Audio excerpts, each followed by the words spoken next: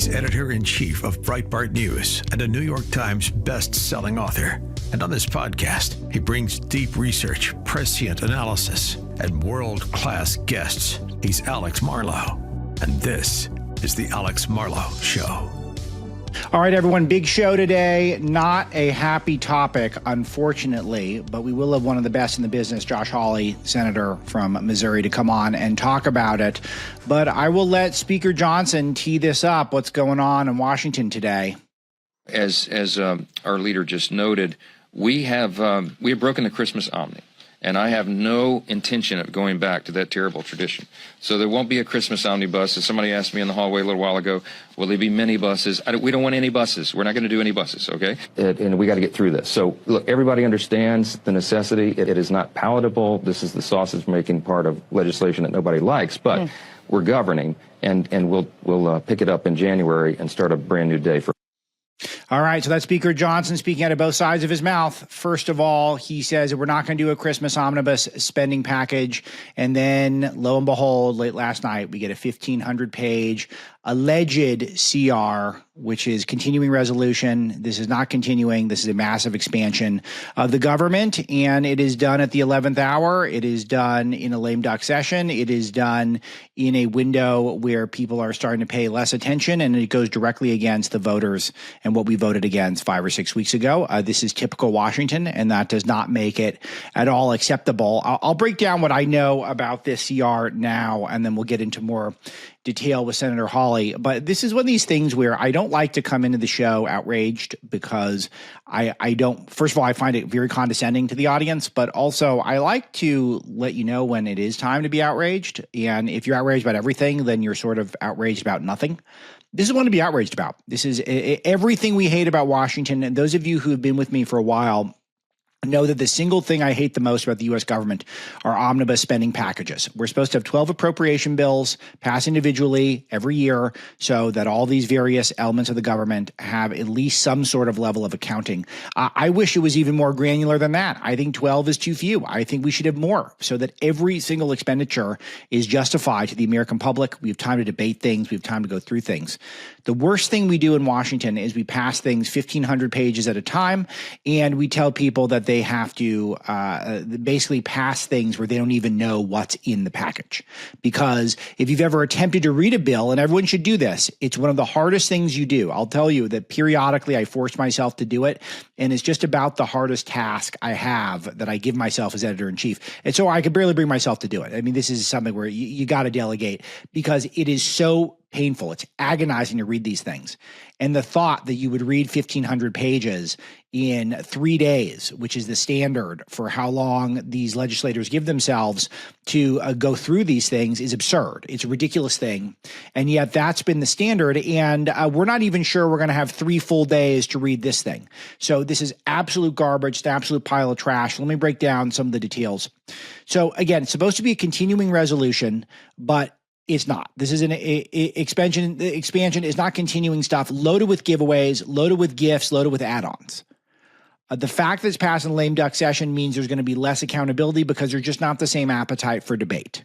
The sooner this thing gets passed, the sooner these guys start their Christmas vacation. So it just means people are going to be throwing in the towel much earlier.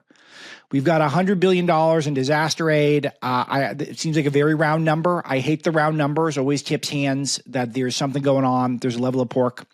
$30 billion in farm aid. It transfers RFK Stadium in D.C. from the federal government to D.C. Like, why are we doing this now? The most offensive part for me is that it expands Global Engagement Center for which has been weaponized against conservative media and small businesses. It funds NewsGuard. These are all of these censorship entities that sole purpose is to try to frame up conservative news and conservative thought as inappropriate for advertisers. NewsGuard is a censorship organization. They're blacklisters. What they've done tirelessly and with a huge budget and with the backing of the U.S. government has tried to get places like Breitbart put out of business. And this Republican Congress is trying to fund it with government money, and they're trying to do it in a lame duck session. 1,547 pages, and it includes a raise for Congress. Now, you can make a case that Congress isn't paid that much to live in D.C. It's just the realities of life. But why is this an appropriate use of time right now? Why is this something that we would be doing right at this particular moment? Is this what we voted for in November, to give Congress a bunch of raises? No, we voted that Congress is doing a horrific job and they should be fired. A lot of workforce development programs. It's just so much slop is in here. But we're barely going to know what's in it because no one's got time to read this. No one's got time to get through all of this in the amount of time that we've been given. What I am told, and I've consulted Bradley Jay, who's our Washington correspondent, who's been through all this as fast as he can for us at Breitbart. Huge handouts for the pharmaceutical industry, some sort of backyard music provision. It is truly something that should offend all the sensibilities of anyone who believes in conservative governance. Speaker Johnson is almost certainly going to rely on Democrat votes. He doesn't need many, he only needs a couple to get it through. And so he will rely on Democrat votes. A lot of Republicans are already objecting to it.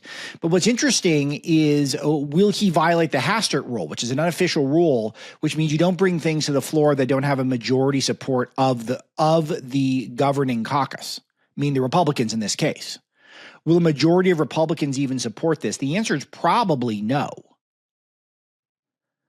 So Senator Paul has promised to hold up the bill, but I don't know if he can get this all the way. If he can stop it himself, he probably can't. Republicans are saying that this is full of handouts for the uniparty and going to the swamp. I'll ask specifically what Senator Hawley thinks are the worst parts of it. It allows lawmakers to opt out of Obamacare. Again, why are we dealing with this now? And by the way, their staff cannot opt out. Rand Paul said the bill's full of pork and shows Speaker Johnson to be a weak man. Stunning tweet. Let me read this. I'd hope to see Speaker Johnson grow a spine, but this bill's full of pork and it shows he's a weak man. The debt will continue to grow. Ultimately, the dollar will fail. Democrats are clueless and big government Republicans are complicit. That's very harsh words. Senator Rand Paul is not just a bomb thrower. He's there to get his job done and go home. He's not looking to pick fights with people necessarily, but he is allergic to overspending. And that's all this is. Loaded with handouts. Speaker Johnson is trying to explain himself. I want to play a little clip of this. Check this out. Check. Speaker Johnson.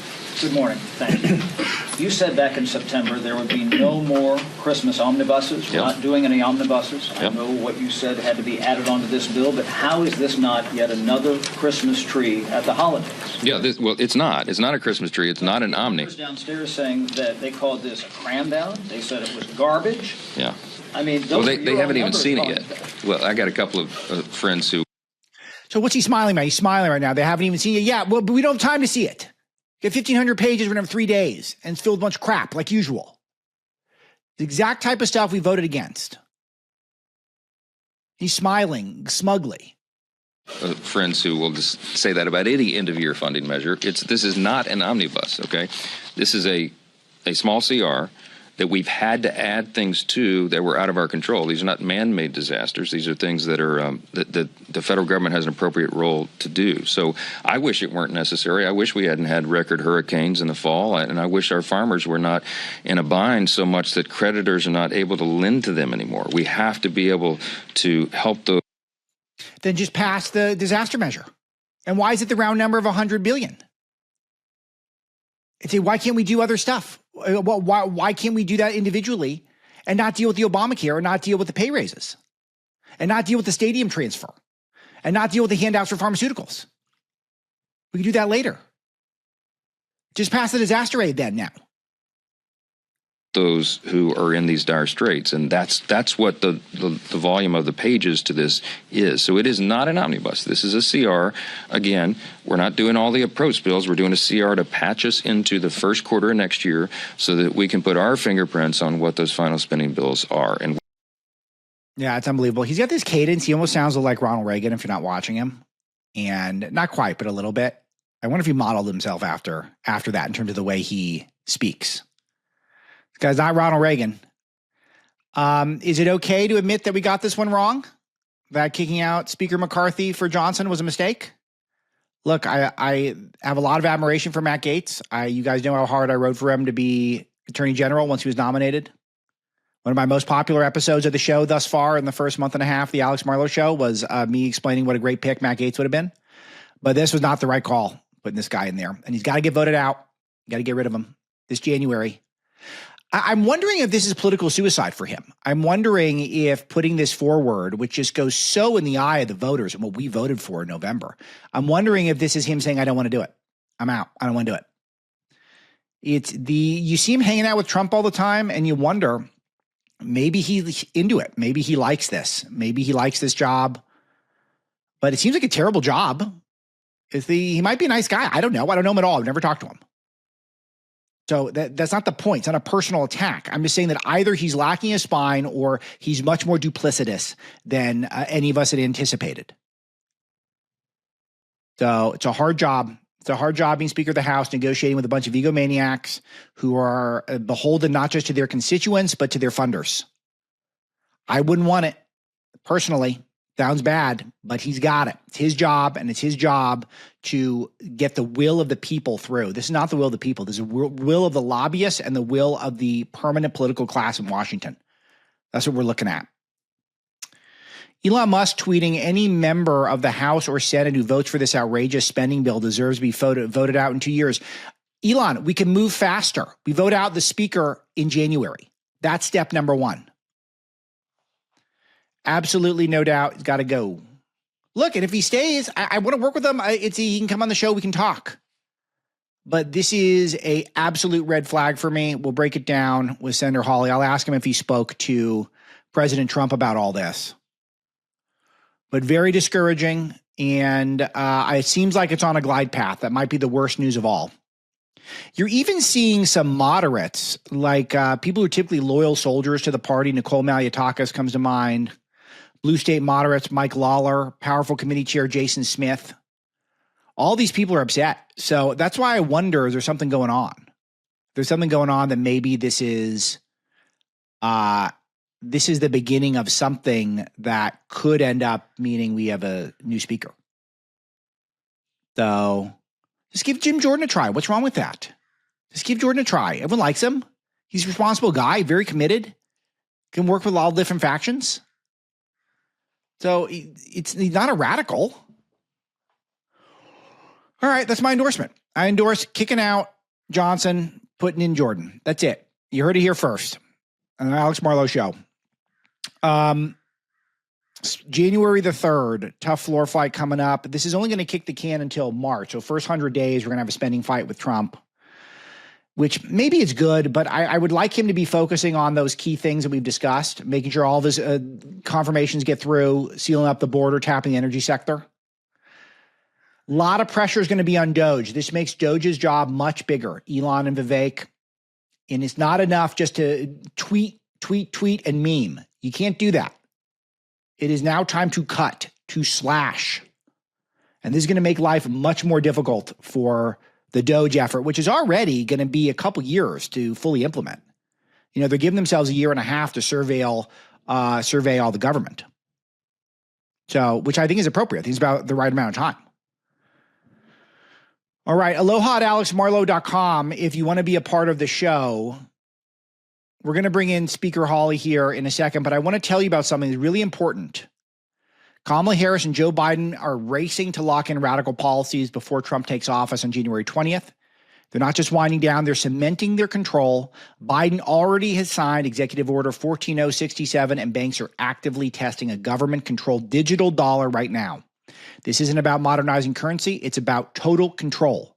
They want to track every dollar you earn, save, and spend, every single one.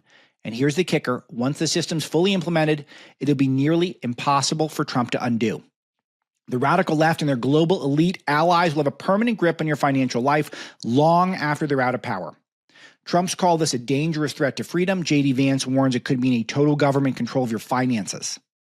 Folks, this is real and it's happening right now, but you're not powerless. My friends at Priority Gold have created a wealth preservation guide to help you fight back. It lays out 3 critical steps to shield your savings from this overreach. If you text freedom to 24999 right now, you'll get your free guide. That's freedom to 24999 or visit prioritygold.com. Don't wait. Text freedom to 24999 today and shield what's yours. All right, let's hear from Senator Hawley, and then we'll check back in right after that. All right, I'm pleased to bring in Missouri Senator Josh Hawley. Senator, thank you for joining me today. You're the first lawmaker to ever guest on the Alex Marlow Show, and I'm glad it's you. It's a terrific get for me and for the show, but I wish it was under happier circumstances. I'm frankly alarmed at this alleged CR that's come out, and I want to break down all the details with you today. You've been tweeting or Xing up a storm about this. Everyone should go over to your account to check out some of your detailed takes on it. But first of all, is this a CR? Is this an omnibus? What is this? What was put on your desk? Well, first of all, thanks so much for having me. This is not a CR. I mean, a CR is a stopgap spending bill. I don't like these, just to be clear. I almost never vote for them.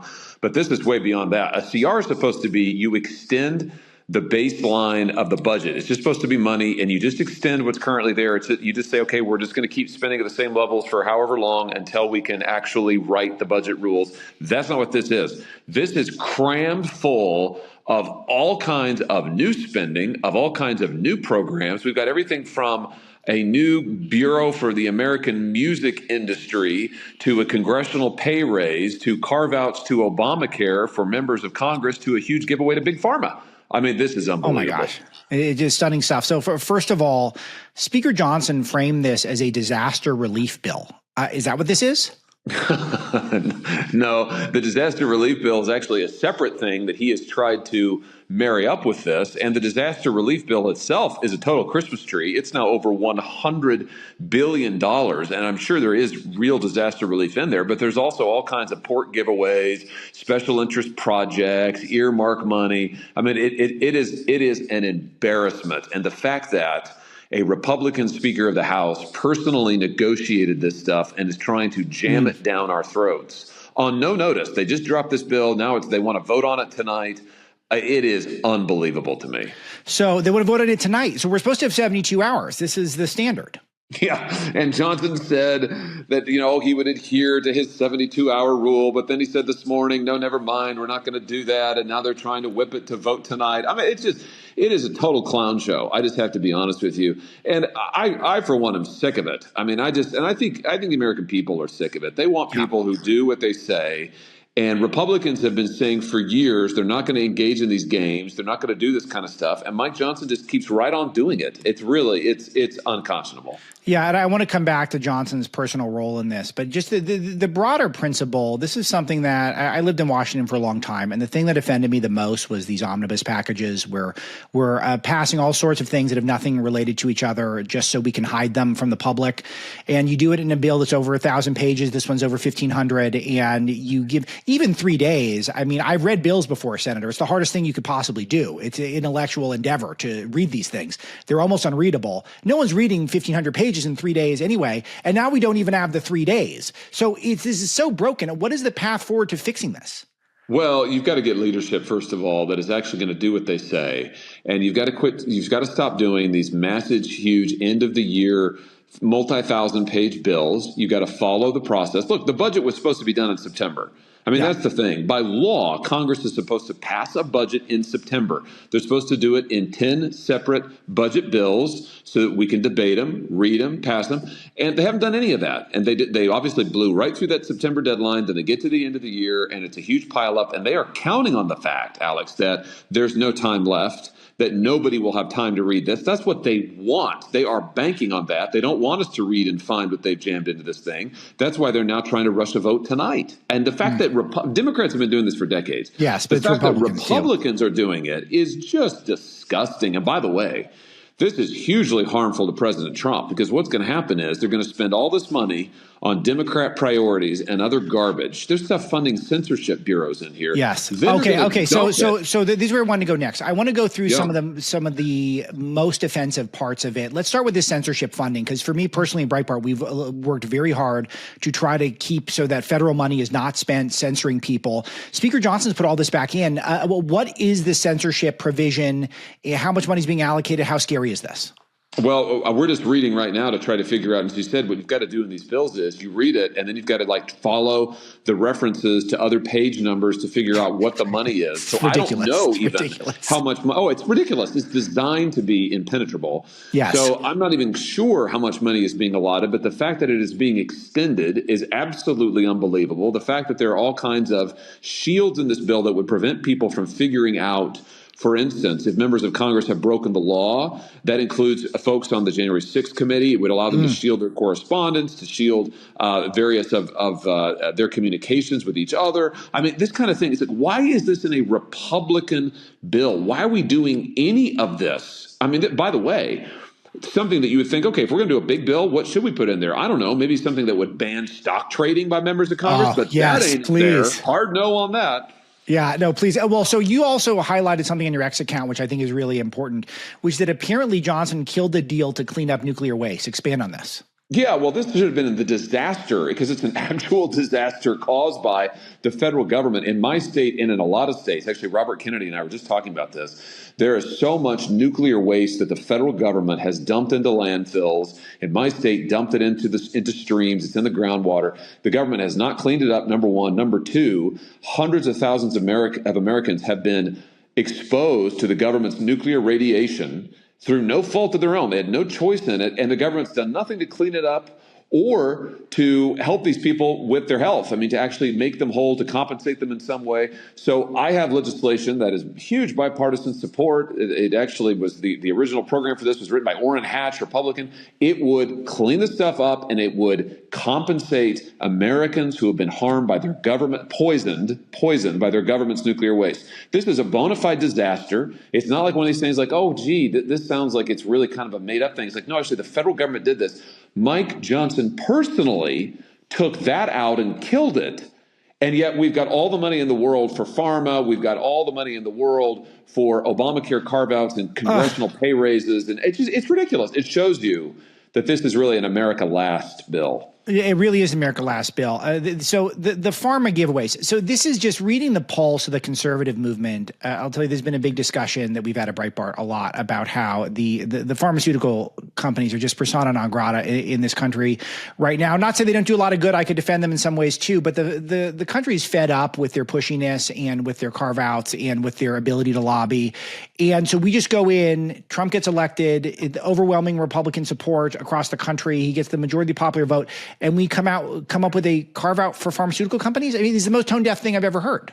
Exactly right. And this is why this bill is so harmful to President Trump's agenda. I mean, for this to be really the first thing that Republican leadership on both sides of the House, on the House leadership and the Senate leadership, Republicans, for them to negotiate this kind of a bill full of this kind of garbage that the American people hate, and then to dump it back in Trump's lap in March and make him do it all over again. But they've set now this is the new baseline they've created. This is a disaster. I mean, it is a dumpster fire. Okay, so you said there's an Obamacare opt-out for I mean, so first of all, what is that? Second of all, why? Why can't we do this after Trump gets sworn in? Why do we have to do this today? This is the classic. You remember when members of Congress passed Obamacare to begin with, they exempted themselves.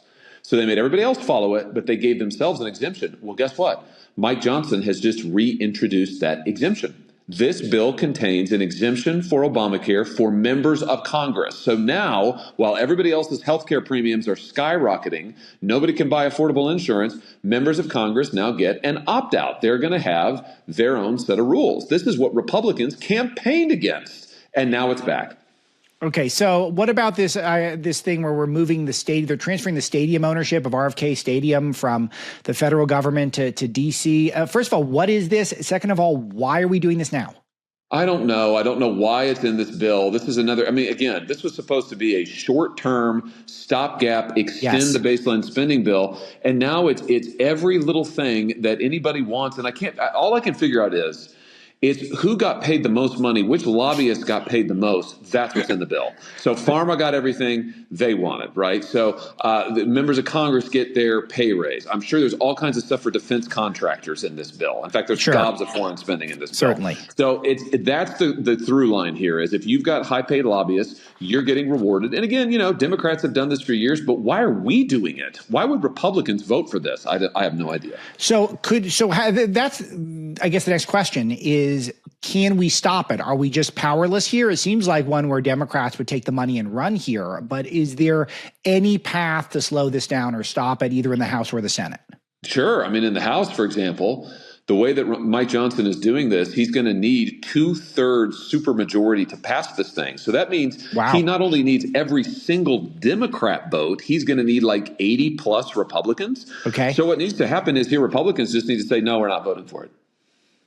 And there's a chance that could happen. I mean, I wasn't aware it was a 2/3, so that's big. So what about the Senate? I mean, Rand Paul is also on fire about this. Seems like a lot of your colleagues are very determined to slow this down. If it makes it to the Senate, do you think it passes there, or do you think you guys have a chance to stop it? Well, I'm certainly going to vote no. I think there'll be hopefully a growing group of us who will vote no. My guess is, just knowing the Senate and being honest with you, every Democrat will vote yes. So that's 50. Wow, every Democrat will vote yes? Oh my goodness. Yes, oh that's my 51. Goodness. And then you just need a handful of Republicans, and I suspect you would get that. So, that hopefully you could get 35 plus Republicans to vote no, but that wouldn't stop it in the Senate. We could slow it down, but in the House, it's got to clear the House. And again, if the Republicans, even if every Democrat votes for it in the House, they still need 80, 90 Republicans. So that's really the leverage point. It's certainly, they're the ones they wrote the bill. They're the ones who are going to have to vote first. That's the best opportunity to kill it right there. So is there anything that was cut? Do we know if anything is getting reduced from this, or this is all expansion of government?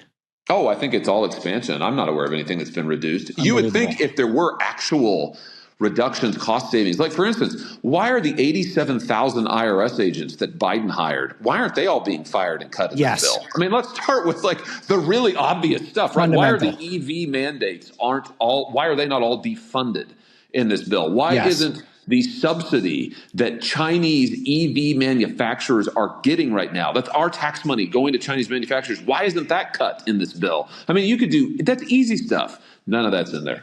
So Johnson would probably argue it's either this or a shutdown.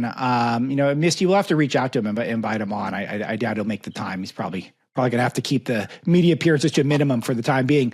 But what is the response to that, assuming that would be his argument? Well, I think he could do what he said he was going to do, which was he said he was going to do a short-term extension of funding that would have nothing else in it. It was just going to be clean. That was it. And by the way, as I said at the outset, I don't like that because it just rewards this kind of failure. They should have done their job back in September. But it's a very different thing to say, all right, fine, we're up against the wall. We'll do a short-term stopgap extension. We will just extend the current funding levels, maybe even cut some stuff like we were just talking about, and that's it. That would be a whole different deal than saying we are going to add hundreds of billions of dollars in new spending, new programs, new authorizations. He's decided to do an omnibus bill, a giant authorization bill, and he's been dishonest about it, and that's what really, really irks me. Very dishonest. He said this wasn't going to happen. We already played that audio earlier in the show. Senator Hawley, is this a betrayal of President Trump and his voters? Well, I sure think so. I mean, that's why I'm not going to vote for it. And as someone who's had to work directly with these folks. I mean, obviously I've worked with the president directly, but I've worked with Mike Johnson directly. I don't like it when people tell me one thing and do something else. I mean, to me, that's just a red line. We may disagree on issues. That's all fine. We can agree to disagree. We can work things out, but don't say one thing and then do something else. And I feel like that has happened here. To me, that's a total breach of trust. And I'm going to have a real hard time getting over it. I'm voting no. Have you spoken to the president? I don't have a read on where he's at on this. I don't know where he's at either. I have not spoken to him yet today on this subject. But my message to him is that actually I feel very sorry for him because this really, to be blunt, this really screws him. I mean, this leaves him in a terrible position. It really, and listen, this is a problem that Johnson's creating for Trump's first 100 days. He's going to dump this right back in his lap in March. And do you still got the debt ceiling out there that Johnson hasn't dealt with? And this is a mess. If I were Trump, I would be furious, and I feel bad for him. Senator, do we need a new Speaker of the House? Well, I wouldn't vote for Mike Johnson. Pretty simple. Anything else you want to make sure is on the audience's radar before I let you run today? No, thanks so much for having me. It's been a pleasure, and I appreciate all the information and the candor. This is bad news, and maybe we'll check in next month, and hopefully there's some better news to report, but this is not great. Thanks, Senator Hawley. Thank you. All right, everyone, January the 20th is the day, and Washington, D.C. is the place to be. That's when and where Donald Trump will be inaugurated as the 47th president of the United States. Already the 45th. Now he's going to be the 47th. And we want to send you there. You can win a once-in-a-lifetime VIP experience to attend the inauguration in Washington, D.C., including airfare for you and a guest, and a 3-night stay in our nation's capital. Tickets for the presidential inauguration and much more. Don't miss this extraordinary opportunity to celebrate the greatness, the history, and the excitement of a presidential inauguration. I got to say, I went to the first Trump inauguration. You can't miss it. If you have the opportunity, you have to go. It's automatic. To enter, you got to see the link in the show notes for the episode, wherever you're getting your podcast, or go to SalemPodcastNetwork.com/Trump. That's SalemPodcastNetwork/Trump. Good stuff from Senator Hawley. Always appreciate the time when the big shots want to drop by. I want to cover little additional news with you, other stuff that's going on around the world. And again, if you need more up-to-the-minute stuff at Breitbart, I'm trying to keep these shows relatively tight. That's why I recommend Breitbart.com. I did a deep dive on the Omnibus, or I guess they're calling it the CR, with Bradley Jay, our national correspondent at Breitbart News and the Breitbart Fight Club today. So you go to the Breitbart app and you subscribe to our membership program, the Fight Club, and you will get another interview with me where I do a deep dive with one of our reporters. I do it every single weekday, and they're really good. I got to say, they're really good. It's a little different texture than this show, so I think they're nice companions to one another. So if you like to support me and support Breitbart, high recommendation. Feds cut interest rates, quarter of a point. This is exactly what we anticipated. And what's really heartening is that we're hearing from Trump's team a lack of enthusiasm for this, which I like, because people thought that Trump would put a lot of pressure on the Fed initially to cut rates, because sometimes that creates sort of an artificial sugar high for the economy. But ultimately, our economic and finance guru, John Carney, believes the data does not necessarily match up with continuing to cut. So he's posited that this is actually not the right timing for this. I'll leave it to you to go over to Breitbart.com to get his full rationale on that. But it is it's definitely one where there's a lot of drama ahead, because Scott Bessent, who's coming in as the Treasury Secretary, the guy we wanted from Breitbart, he thinks Fed independence is overrated. So you'll be looking for the Trump administration to be putting a lot of pressure on the Fed. But it is it's going to be, normally the Fed has been left to kind of operate independently. Biden doesn't put a lot of pressure on the Fed. We might be seeing that as a dramatic thing to track as Trump's administration goes on, because Trump's promise of raising tariffs, this is seen as a complicating thing for the Fed, and a lot of economists are going to have to consider new factors that they wouldn't have to consider with the last regime or the current regime that's on this way out. So more on that to come on the show. Michael McCall claims that aircraft flying over the country are spy drones from China. So I looked into this. House Foreign Affairs Committee Chairman Mike McCall, Republican from Texas, he said, based on his experience, the aircraft flying over the country are Chinese spy drones. He told this to reporters. He did not bring the receipts, so I didn't see any evidence of this, but that's our fear, right? It's Chinese spy drones. So still the government refusing to tell us what's going on with these drones. And it is now, we've got at least one credible member of the Congress saying they are Chinese entities. I feel like we'd have evidence of that by now, but that's all our deepest fear. And the fact that there's still this level of confusion is totally unacceptable. Here's a report. Joe Biden feels bored, angry, and moody after 51 years in politics. New York Times reports that. I can't believe he's bored. I could be president of the United States and be bored. And you're 82 years old. He's got family. He's had a lot of power. I mean, he's had a good run, a better run than he should have had. So maybe it's just because he is going out so unceremoniously, having to pardon his crackhead son. And I don't know, he's getting a lot done in his lame duck session, I got to say, unfortunately. But it is a remarkable half a century of Joe Biden. What an unlikely thing in this country. It makes you think anything's possible, and not in a good way, in the United States. John Nolte reports for us at Breitbart News that George Stephanopoulos is reportedly apoplectic over the Trump lawsuit settlement. This is the one I played that epic footage of Brian Stelter and Jim Acosta saying that the media needs to stand strong even when they falsely accuse Trump of rape. But George Stephanopoulos has really upset that ABC Disney settled with Trump when he falsely claimed Trump was a rapist, which is, he had no right to do that. Of course, it's defamatory. And he's very upset by it. So good. So that's all the reporting that's going on. He's humiliated by the network's decision. Yeah, it compromises him for life. So George is defiant, according to reports. And this is him being defiant. I mean, this is from the New York Post. I don't know why you would be defiant if you falsely accuse someone of rape. Like, shouldn't you just be sorry? I'd be sorry. I don't want to falsely accuse anyone of rape. All right, some positive news. So PornHub is being blocked in Florida. So PornHub is blocking itself because Florida's age verification rules they put into place is making it so that they're going to deny access to all users in Florida to protect themselves. So this is a good thing. I'll tell you, so I'm a free speech guy. So I'm not for a porn ban or anything like that. I don't think it's good for the soul to consume a lot of that stuff. But a free speech person, you have to defend free speech. So it's easy to defend free speech when you like the speech. But when you don't like the speech, that's when it's more challenging, but it's easy if you have principles. However, PornHub does a lousy job of tracking to make sure young people are not accessing their content. And that's at a bare minimum. And I don't want to extend the criticisms beyond that for legal purposes. I want to be careful with my words. But at a minimum, it's way too easy for minors, people even in single digit age, accessing this stuff.